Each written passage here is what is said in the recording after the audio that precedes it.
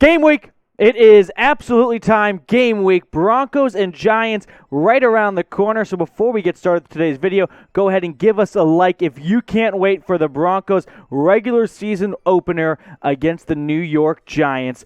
But here's the latest news and rumors coming out of Denver. It's trade rumors. A lot of NFL teams are inquiring about the availability of some of Broncos' finest secondary players, specifically that cornerback room. So looking at the depth chart here, a lot of the buzz right now is circling Bryce Callahan and Michael Ojemudia. All right, so a handful of teams are inquiring about their availability and if they can pick up one of just simply the overload of talent at the Broncos cornerback position. I'm going to give you my analysis in a moment, but first, let me know what you think. Should the Broncos trade away a cornerback? Type T for trade or P for pass down in the comments.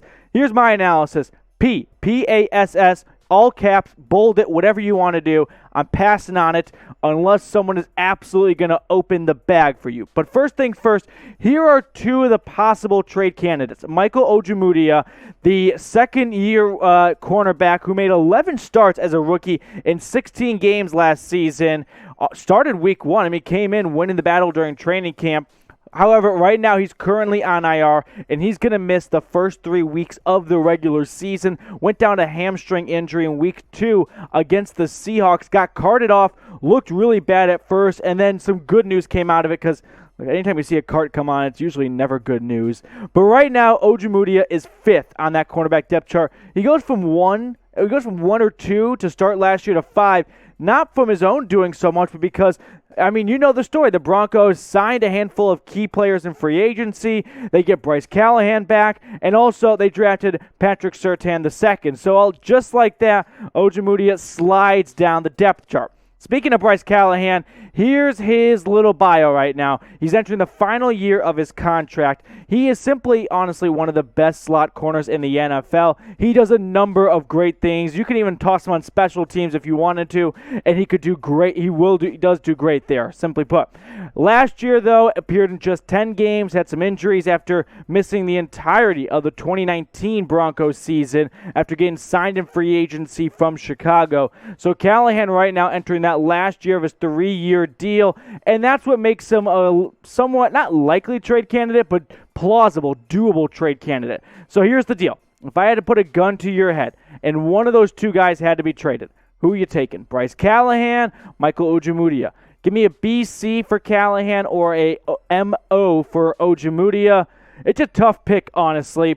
I don't even know which one I'd go with. Callahan is a better corner. Ojemudia is entering his second year and has a lot more upside probably long-term than Callahan does. Personally, here's what I'm thinking though. Stash your corners, all right? This is one of the most coveted positions in the NFL. In my last video, I talked with former Bronco running back Montee Ball. Go ahead and watch that if you haven't. And we talked about how valuable the cornerback position is becoming in the NFL. And also the Broncos, they learned quickly last year, you don't want to play with an injury-plagued secondary. It's not going to make life easy. So even though at the beginning it might seem like an overloaded talent, you never know what's going to happen over the course of a 17-game season. Broncos fans, here's my offer. Plain and simple. 100 subs on this video, and I'm writing a letter to the man himself, General Manager George Paton, saying do not trade away Callahan, Ojemudia, or anyone else unless someone is going to offer you at least a second-round pick. And even then, it's got to be a good second round. So I don't want a second-rounder from a competing team that's going to be at the end of that second round. I'm looking at a Jets second round or someone even worse than that. So that's the offer. 100 subs. Go ahead, subscribe right now to the Broncos Breakdown. Also, this is the AFC West we are talking about. It's got people like Patrick Mahomes and Justin Herbert, and then kind of scrubs-ish like Derek Carr.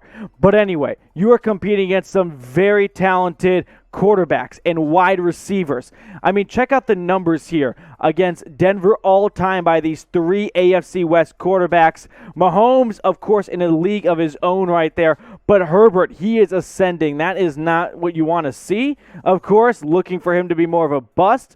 But that's not the case after his first year because he won Rookie of the Year. And then Derek Carr, he does okay against Denver, but regardless, you're playing 3 talented teams every year on the offensive side. Look at the Chiefs wide receiver room right here. Tyreek Hill, no surprise there. Hardman and Pringle, they're on the way up, and when you've got Mahomes passing to you, everything looks easy. Also, I should have, but I don't have, Travis Kelce, the tight end depth chart. Von Miller leaked earlier that they are looking at putting Patrick Surtain II on Waller and Kelce. So they're going to move him all over the place. They're not going to just have him on slot guys. They're going to put PS2 all over. Now the Chargers. All right, Keenan Allen, Mike Wallace, and Josh Palmer, the rookie out of Tennessee. Again, 3 receivers that are not just going to be easy to cover with decent corners. You need top-notch guys. And finally, the Raiders wide receiver group.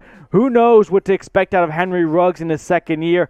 Edwards also a guy to keep an eye on. So is Hunter Renfrow. I think he's a sneaky good wide receiver. And Zay Jones has been a big talking point out of the Raiders preseason and training camp. So this is an AFC division. Here's the deal. You need to adapt to your division, okay? And what do I mean by that? Well, do your homework here, all right? Head coach Vic Fangio, GM George Payton. Where do they come from? The NFC North. And who's in there? Aaron Rodgers. I think they learned their lesson. If you don't have a quarterback, basically, if you can't bring a gun to a gunfight, at least bring some gauze, because you're going to have to do some damage control when you go up against Mahomes and Herbert, and you do that by overloading at the secondary position. Maybe you can pick up some draft consideration, but you're also rolling the dice, and you're in the AFC West. You play 6 games in them. Okay, six times you're playing these teams. So you might as well adapt to your division to try and get a leg up.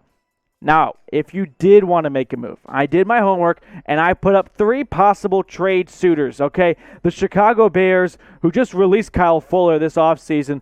How funny would that be if they wanted to trade back for him? But I don't think that's likely at all. But so they got the Bears right there. The Jets, you know what? If you want to laugh or like quiz your buddies, go look at the Jets secondary right now. Look at their roster. I bet you don't know more than 1 or 2 names, because I even didn't. And finally, the Cardinals. They're in a very tough NFC West with a ton of talent right there, especially with Russell Wilson and Matthew Stafford.